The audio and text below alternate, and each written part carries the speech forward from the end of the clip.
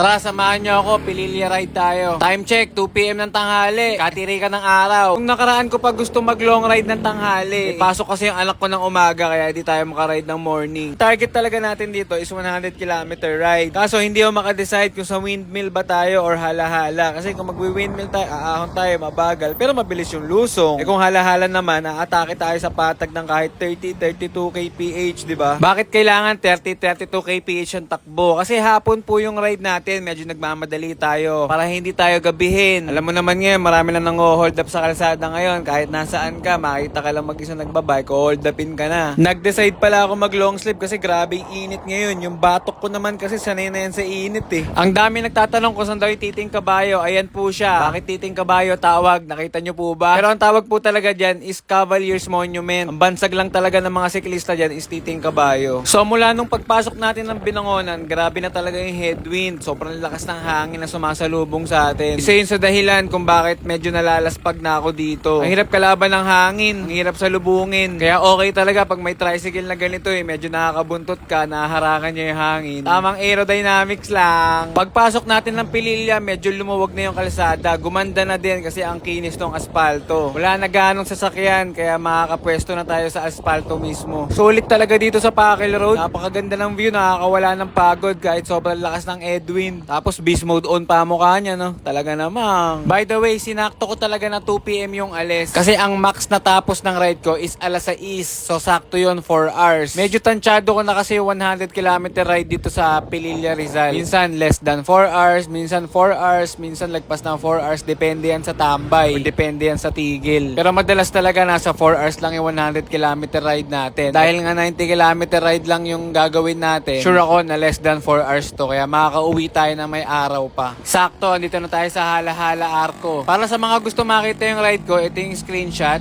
Pwede nyo ako i-follow sa Strava. Hindi naman ako naka-private guys. Pwede nyo silipin yung mga ride ko dyan. Kain lang tayo ng turon dito, tapos sibat na rin agad tayo. So ayun na nga, pauwi na tayo neto. Siguro meron na lang akong 35-40% ng lakas para may pang-uwi pa. Maraming salamat sa panonood guys. Ingat kayo palagi.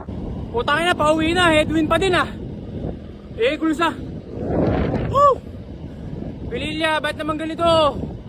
Bigyan mo naman ako ng tailwind. Ayoko na kay Kuya Edwin. May piyok palintek.